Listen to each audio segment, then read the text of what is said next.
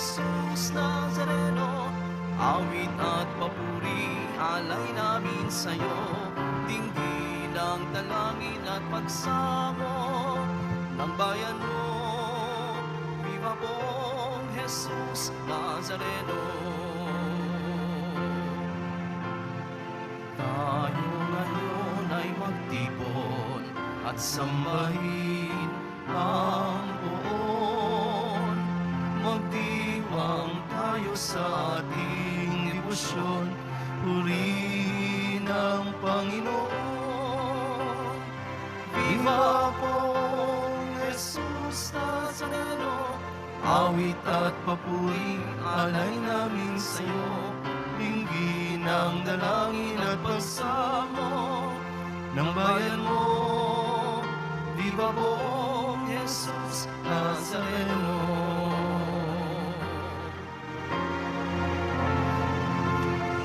Sa ngalan ng Ama at ng Anak at ng Espiritu Santo. Amen. Ang pagpapala at kapayapaan mula sa Diyos na Ama natin at sa Panginoong Hesukristo naway sumainyo. At sumaiyo rin. Ngayon po ay ginugunita natin ang kapistahan ni San Juan Bosco, isang pari. Mga kapatid, tinipon tayo bilang kaanib na angkan ng Diyos, kaya dumulog tayo sa maawaing Panginoong nagpapatawad ng lubos. Sinugong tagapagpagaling sa mga nagsisisi, Panginoon, kaawaan mo kami. Panginoon, kaawaan mo kami. Dumating na tagapag-anyayang mga makasalanan ay magsisi, Kristo, kaawaan mo kami. Kristo, kaawaan mo kami. Nakaluklok ka sa kanan ng Diyos Ama para ipamagitan kami. Panginoon, kaawaan mo kami. Panginoon, kaawaan mo kami. Kaawaan tayo na makapangyarihang Diyos, patawarin tayo sa ating mga kasalanan at patnubayan tayo sa buhay na walang hanggan. Amen. Manalangin tayo. Ama naming makapangyarihan, ipagkaloob mo kami madarang ng ningas ng pag-ibig na sa Kanya'y nagpaalab para ang kapwa'y pagmalasakitan at ikaw ay paglingkuran sa pamamagitan ni Jesucristo kasama ng Espiritu Santo magpasawalang hanggan.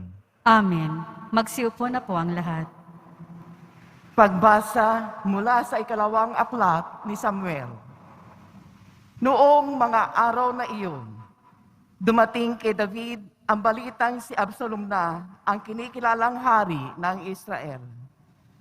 Sinabi niya sa mga kasama, mabuti pa'y umalis tayo sa Jerusalem, kung hindi nanganganib tayo kay Absalom. Magmadali tayo't baka abutin niya.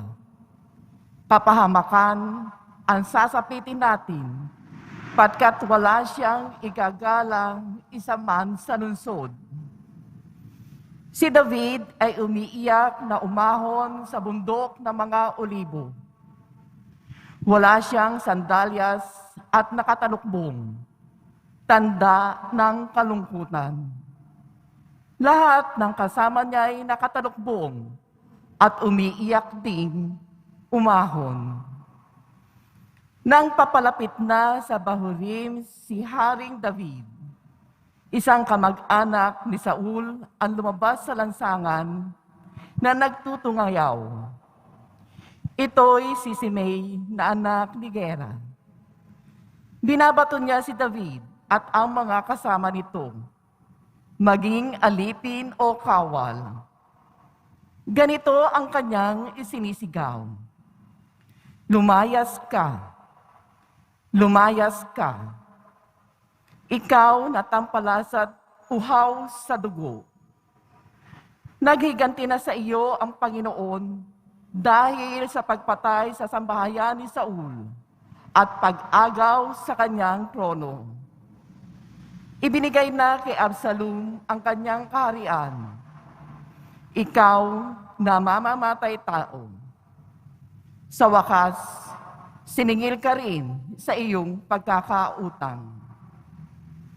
Sinabi ni Abisai, mahal na hari, di yata't pinahihintulutan ninyong lapastanganin ng hampas lupang ito ang inyong kamahalan? Ipahintulot po ninyong tagpasingko ang kanyang ulo. Ngunit sinabi ng hari, huwag kang makialam sa bagay na ito, Abisai. Ako ang magpapasya nito. Kung iniutos ng Panginoon na sumpain si David, anong karapatan nating sumawayin? Sinabi ni David kay Abisai at sa lahat niyang lingkod, kung ang anak ko mismo ay nagtatangka sa aking buhay, hindi dapat pagtakhan ngayon kung mag-isip ng ganyan ang Benjaminitang ito.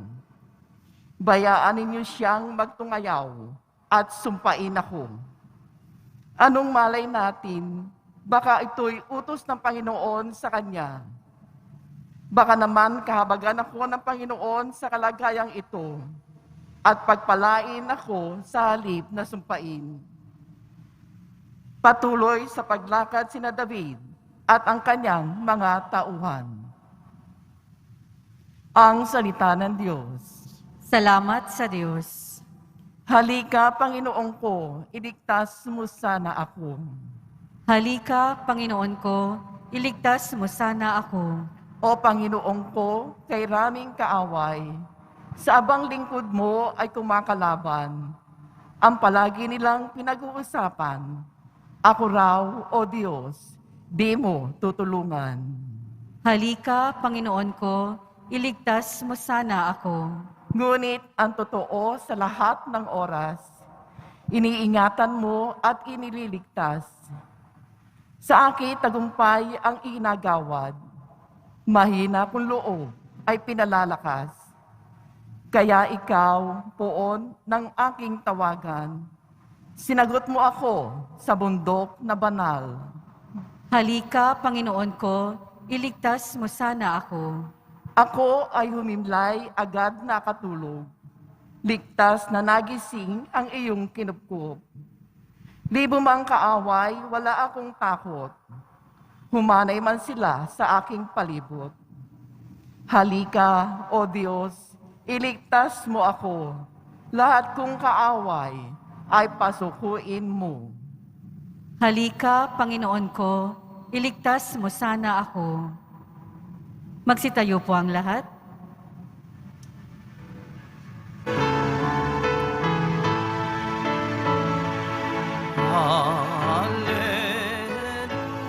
Hallelujah, hallelujah,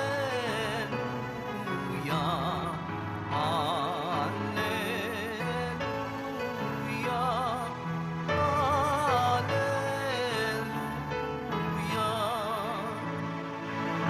Narito at dumating na isang dakilang propeta, sugo ng Diyos sa bayan niya.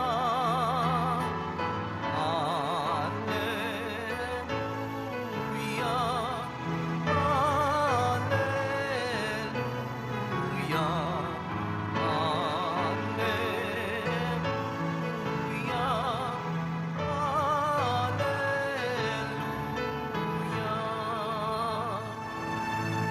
Sumainyo ang Panginoon. At sumaiyo rin. Ang mabuting balita ng Panginoon ayon kay San Marcos. Papuri sa iyo, Panginoon. Noong panahong iyon, dumating sina Jesus at ang mga alagad sa ibayo ng lawa sa lupain ng Geraseno. Pagkababa ni Jesus sa bangka, siya'y sinalubong ng isang lalaking galing sa libingan. Ang lalaking ito'y inaalihan ng masamang espiritu at sa libingan naninirahan. Hindi siya maigapos ng matagal, kahit tanikala ang gamitin, malimit siyang ipangaw at gapusin ng tanikala. Ngunit pinaglalagot-lagot niya ito at pinagbabali-bali ang pangaw. Talagang walang makasupil sa kanya. Araw-gabi, nagsisisigaw siya sa libingan at sa kaburulan at sinusugatan ng bato ang kanyang sarili. Malayo pa'y natanawan na niya si Jesus. Siya'y patakbong lumapit at nagpatira pa sa harapan niya. at sumigaw ng malakas, Jesus, anak ng kataas-taasang Diyos, ano ang pakialam mo sa akin? Huwag mo akong pahirapan, alang-alang sa Diyos. Sinabi niya ito sapagkat iniutos sa kanya ni Jesus, masamang espiritu, lumabas ka sa taong ito. Tinanong siya ni Jesus, ano ang pangalan mo? Pulutong, sapagkat marami kami, tugon niya. At mahigpit nilang ipinakiusap kay Jesus na huwag silang palayasin sa lupaing iyon. Doon naman sa libis ng bundok ay may malaking kawan ng mga baboy na nanginginain. Nang makaawa kay Jesus ang masasamang espiritu na ang wika, papasukin mo na lang kami sa mga baboy, at sila'y pinahintulutan niya. Lumabas sa tao ang masasamang espiritu at pumasok nga sa mga baboy. Ang kawan na may 2,000 ay sumibad ng takbo tungo sa pampang ng lawa. Nahulog sa tubig at nalunod. Nagtatatakbo ang mga tagapag-alaga ng kawan at ipinamalita ito sa bayan at sa mga nayon.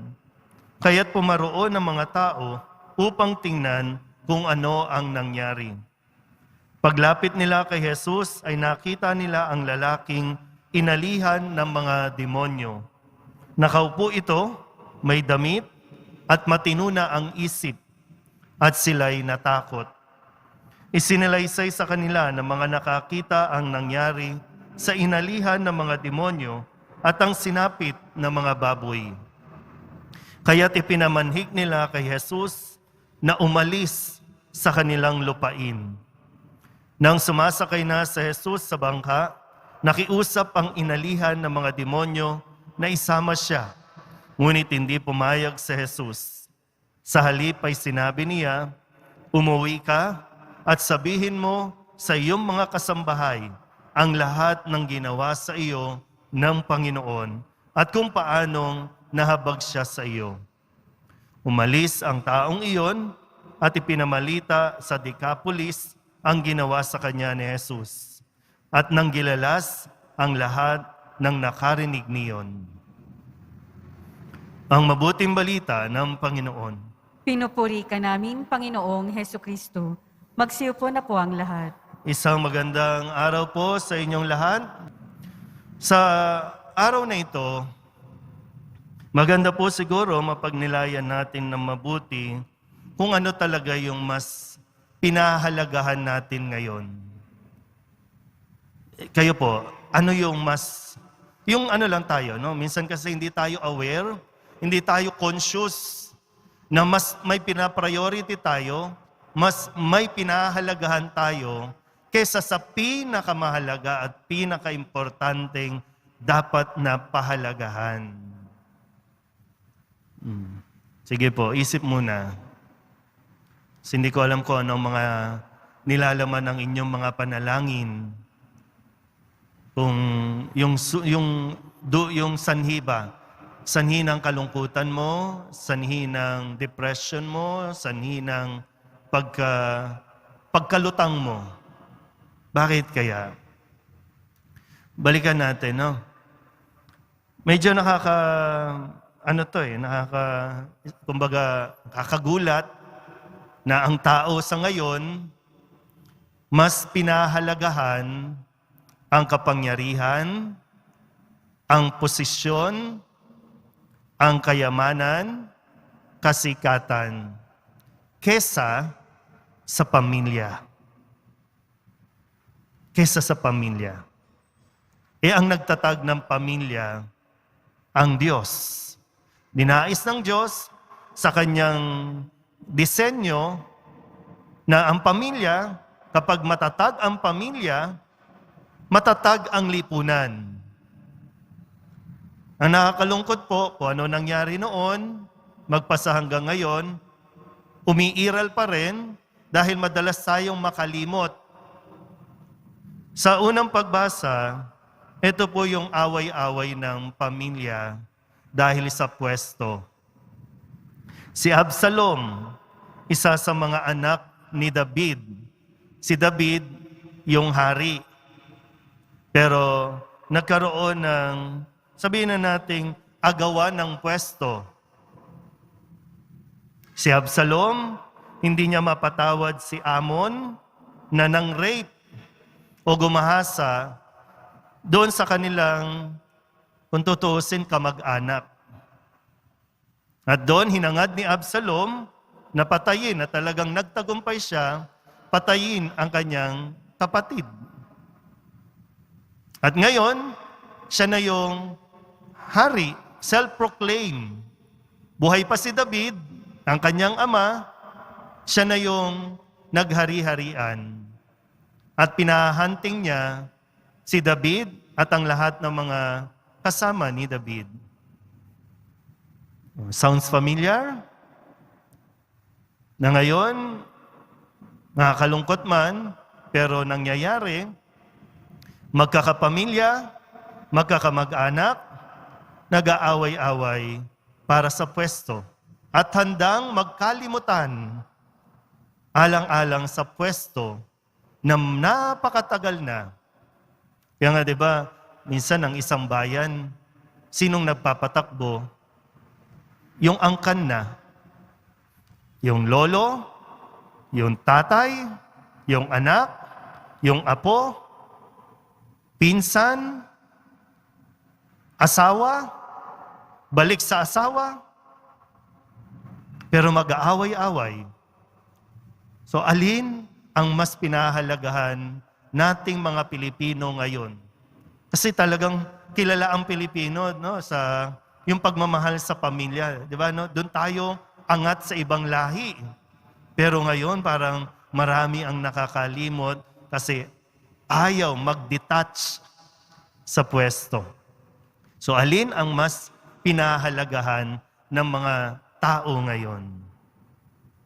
At ang mas nakakalungkot, sa Ebanghelyo, narinig natin, ang Diyos kasi, no, si Jesus, ang gusto niya tumulong, lalo na sa mga pinahihirapan na masasamang espiritu. Pero matapos, ang maganda po dito, may dalawang grupo na humarap kay Jesus. Yung grupo na masasamang espiritu, yung legion. Pag sinabing legion, marami sila. Libo sila. Biro mo, libo na masamang espiritu pumasok sa isang tao. Imagine niyo yun. Kung gaano kahirap para sa isang tao na paglaruan ng masamang espiritu. Pero alam niyo, sabi ko, pinagninilayan ko, yung masasamang espiritu, buti pa sila, marunong makiusap. Di ba sabi, ipinakiusap nila kay Jesus. Ipinakiusap kay Jesus na huwag silang palayasin. Masamang espiritu to. Ipinakiusap na huwag silang palayasin. Huwag silang pahirapan. Masamang espiritu to, ha?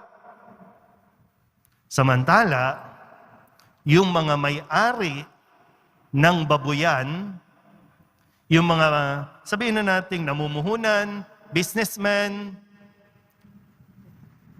ang mas inintindi nila, yung kanilang baboy. Kaya nung lumapit sila kay Jesus, ipinakiusap nila na umalis si Jesus sa bayan nila. So, alin ang mas pinahalagahan ng tao ngayon? Ang buhay ng tao o ang ekonomiya? So alin? Yung kita, yung pera, yung kayamanan, na handa nating ipagwalang bahala ang kalagayan, kaligtasan ng tao, wag lang mawala ang kita mo, wag lang maagaw, wag lang makuha ang kayamanan mo. So sino ngayon ang mas matindi? Ang demonyo nakiusap kay Jesus. Huwag silang pahirapan, huwag silang paalisin. Pero ang tao, Lord, umalis ka sa amin. Malulugi kami. Sana po, no, hindi tayo umabot sa ganyan. Sa ganyang pananaw, sa ganyang pag-iisip. Nakakatakot po yan. Kaya nga paano ka pa tutuksuhin ng demonyo? Nasa kanya ka na pala. So ano bang mas mahalaga sa atin? Yung relasyon ng pamilya, relasyon sa tao, o yung relasyon mo lang sa kita, sa kayamanan, relasyon sa pera? Kaya marami sa atin talagang ang dasal, Lord, sana yumaman, sana yumaman. Pero para saan? Kung marami kang ang pera, pero malungkot pa rin dahil watak-watak naman tayo, sira-sira naman ang ating relasyon. Sana po, imbis na itaboy natin o lumayo tayo sa Diyos, umiling tayo sa Kanya ng grasya na manatili tayo sa Kanya. Kasi nakakasigurado naman po na si Jesus mananatili yan sa atin. Ipagtabuyan mo man si Jesus, naghihintay lang yan isang araw, naghihintay lang yan na muli kang tumawag, muli tayong manumbalik. At sa pagtawag natin, sana malinaw kung bakit, malinaw kung para saan. Dahil nawa makita natin kung gaano kahalaga na tayo ay manatili sa Diyos. Amen. Magsitayo po ang lahat. Natitipon kay Kristo na lumulupig sa kasamaan, ilapit sa Ama ng may pananalig ang ating mga panalangin. Ang ating pong itutugon, kataas-taasang Diyos, ipag-adya mo kami. Kataas-taasang Diyos, ipag-adya mo kami. Ang Santo Papa, ang mga obispo, mga pari, at mga diakono, naway matulungan tayong manatiling matatag sa ating pananampalataya. Manalangin tayo. Kataas-taasang Diyos, ipag-adya mo kami. Ang mga Kristiyanong mananampalataya, naway magkaroon ng tapang na makapagsalita ng may katatagan sa ngalan ni Hesukristo. Manalangin tayo. Kataas-taasang Diyos, ipag-adya mo kami. Ang mga naging manhid na sa pagkakasala, naway hipuin ng Espiritu ng Diyos upang magsisi at magbago sila ng pamumuhay. Manalangin tayo. Kataas-taasang Diyos, ipag-adya mo kami. Ang mga naghihinanakit dahil sa hirap at pagdurusa, naway maalalayan natin ng walang pag-aalinlangan. Manalangin tayo. Kataas-taasang Diyos, ipag-adya mo kami. Idulog din natin sa Panginoon ang ating mga personal na kahilingan at mga panalangin para sa ating mga pamilya. Ganon din ang lahat ng mga misang pasasalamat, espesyal na intensyon at mga kaluluwa na inihiling na ipagdasal sa misang ito.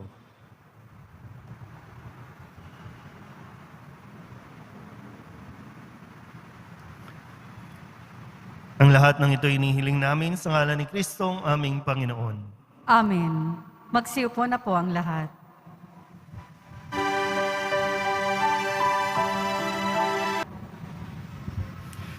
Manalangin kayo mga kapatid upang paghahain natin ang kalugdan ng Diyos Amang makapangyarihan. Tanggapin nawa ng Panginoon itong paghahain sa iyong mga kamay, sa kapurihan niya at karangalan, sa ating kapakinabangan at sa buong sambayanan niyang banal. Ama naming lumikha, dumudulog kami sa iyong kadakilaan upang ang kapangyarihan mong ipinahayag sa paghahain ng mga alay para gunitain ang mga banal ay magdulot sa amin ng pakikinabang sa kaloob mong kaligtasan sa pamamagitan ni Jesucristo kasama ng Espiritu Santo magpasawalang hanggan. Amen. Sumainyo ang Panginoon. At sumaiyo rin. Itaas sa Diyos ang inyong puso at diwa. Itinaas na namin sa Panginoon. Pasalamatan natin ang Panginoong ating Diyos. Marapat na siya ay pasalamatan. Ama naming makapangyarihan, tunay ngang marapat na ikaw ay aming pasalamatan sa pamamagitan ni Jesucristo na aming Panginoon. Ngayong si San Juan Bosco ay pinararangalan sa pamumuhay niyang totoong uliran at pagiging maaasahan sa panunungkulan. Kaya't si Jesucristo na maaasahan sa katapatan ay inihahayag sa pangangasiwa sa sambayanan. Ang malasakit na mga ulirang tagapangasiwa noon ay napapatuloy magpahanggang ngayon sa mga panalangin kanilang iniuukol kaysa ng sambayanan mong dito'y natitipon. Kaya kaysa ng mga anghel na nagsisiawit ng papuri sa iyo, nang walang humpay sa kalangitan, kami nagbubunyi sa iyong kadakilaan. Santo, Santo, Santo, Panginoong Diyos ng mga hukbo, napupuno ang langit at lupa ng kadakilaan mo, o sana sa kaitaasan. Pinagpala ang naparirito sa ngalan ng Panginoon, o sana sa kaitaasan. Magsiluhod po ang lahat. Ama naming banal, ikaw ang bukal ng tanang kabanalan. Kaya't sa pamamagitan ng iyong Espiritu, gawin mong banal ang kaloob na ito upang para sa aming maging katawan at dugo ng aming Panginoong Hesukristo. Bago niya pinagtiis ang kusang loob na maging handog, inawakan niya ang tinapay, pinasalamatan kaniya, pinaghati-hati niya iyon, iniabot sa kanyang mga alagan at sinabi, tanggapin ninyong lahat ito at kanin, ito ang aking katawan na ihahandog para sa inyo.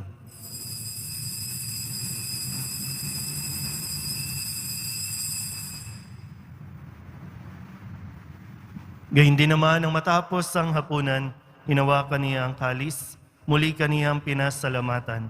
Iniabot niya ang kalis sa kanyang mga alagan at sinabi, tanggapin ninyong lahat ito at inumin. Ito ang kalis ng aking dugo, ng bago at walang hanggang tipan. Ang aking dugo na ibubuhos para sa inyo at para sa lahat sa ikapagpapatawad ng mga kasalanan. Gawin ninyo ito sa pag-alaala sa akin.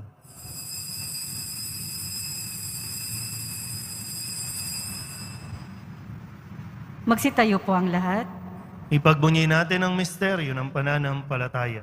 Si Kristo'y namatay, si Kristo'y nabuhay, si Kristo'y babalik sa wakas ng panahon. Ama, ginagawa namin ngayon ang pag-alaala sa pagkamatay at muling pagkabuhay ng iyong anak, kaya tiniaalay namin sa iyo ang tinapay na nagbibigay buhay at ang kalis na nagkakaloob ng kaligtasan. Kami napapasalamat dahil kami iyong minarapat na tumayo sa harap mo para maglingkod sa iyo. Isinasamo namin kami magsasalo-salo sa katawan at dugo ni Kristo ay mabuklod sa pagkakaisa sa pamamagitan ng Espiritu Santo. Ama, lingapin mo ang iyong simbahang laganap sa buong daigdig. Puspusin mo kami sa pag-ibig kaysa ni Francisco na aming Papa at ni Jose na aming Obispo at ng Tanang Kaparian. Alalahanin mo rin ang mga kapatid naming nahimlay na may pag-asang sila'y muling mabubuhay, gayon din ang lahat ng mga pumanaw. Kawaan mo sila at patuloyin sa iyong kaliwanagan. Kawaan mo at pagindapating kaming lahat na makasalo sa iyong buhay na walang wakas. Kaysa ng mahal na Birhen Maria na Ina ng Diyos, ng kabiyak ng puso niyang sa San Jose, kaysa ng mga apostol at ng lahat ng mga banal na namuhay dito sa daigdig ng kalugod-lugod sa iyo, may pagdiwang nawa namin ang pagpupuri sa ikararangal mo sa pamamagitan ng iyong anak na aming Panginoong Hesukristo. Sa pamamagitan ni Kristo, kasama niya at sa Kanya, ang lahat ng parangal at papuri ay sa iyo, Diyos amang makapangyarihan, kasama ng Espiritu Santo, magpasawalang hanggan. Amen, amen, amen,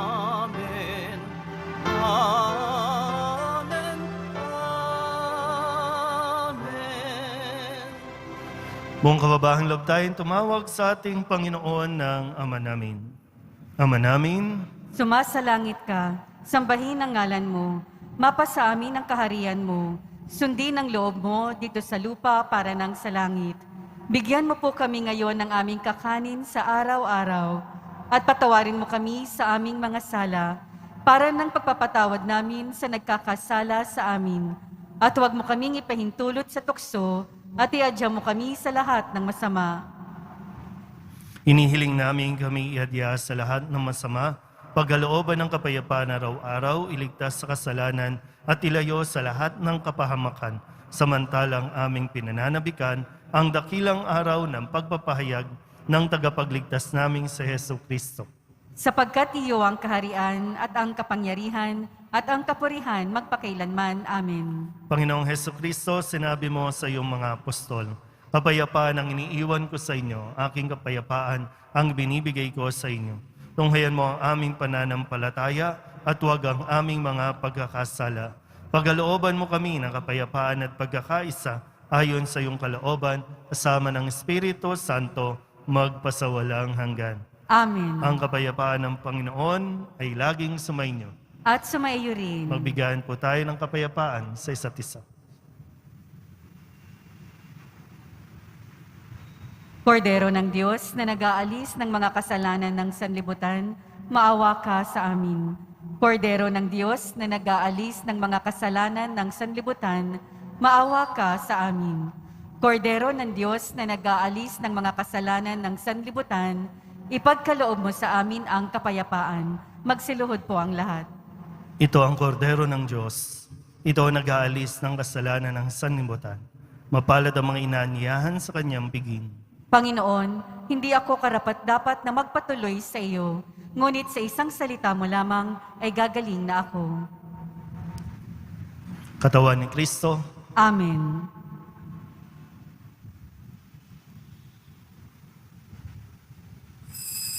Para sa lahat ng tatanggap ng banal na komunyon, manatili lamang po kayo sa inyong mga pwesto. Huwag na po kayong aalis o lilipat ng pwesto. Ang pari at ang mga lay minister po ang mag-aabot sa inyo ng komunyon upang maiwasan ang inyong pagdidikit-dikit. Maraming salamat po.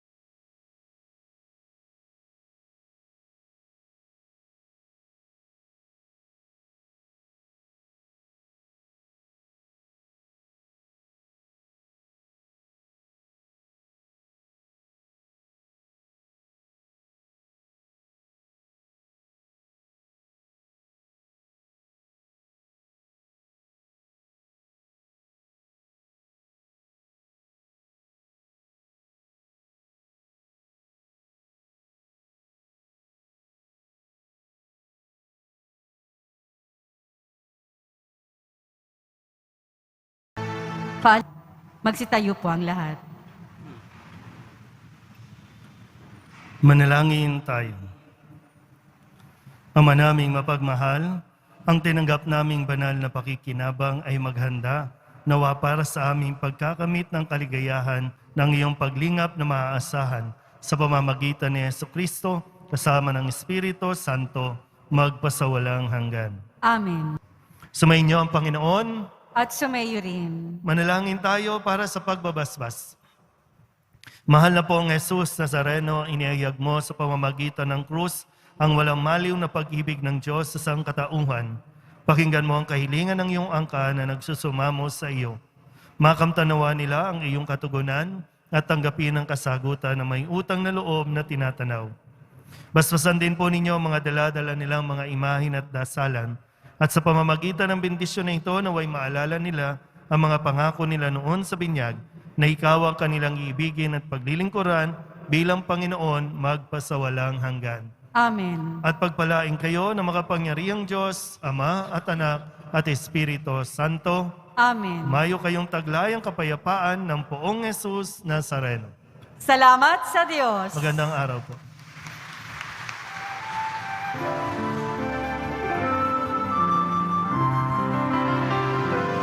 Nuestro Padre Jesus Nazareno, sinasamba ka namin, pinipintuho ka namin, aral mo ang aming buhay at kaligtasan. Nuestro Padre Jesus Nazareno, iligtas mo kami sa kasalanan. Ang krus mo kinamatayan ay sagisag ng aming kaligtasan. Nuestro Padre Jesus Nazareno, dinarangan ka namin. Nuestro Padre Jesus Nazareno, niluwalhati ka namin. Nuestro Padre Jesus Nazareno, dinarangan ka namin. Nuestro Padre Jesus Nazareno, niluwalhati ka namin.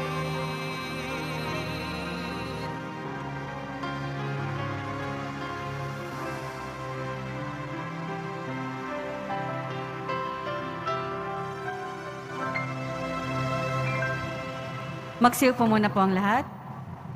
Maaari na pong tumayo at lumabas ang lahat na nakaupo sa unang grupo sa gawing kaliwa ng ating simbahan. Panatilihin lamang po natin ang physical distancing sa bawat isa.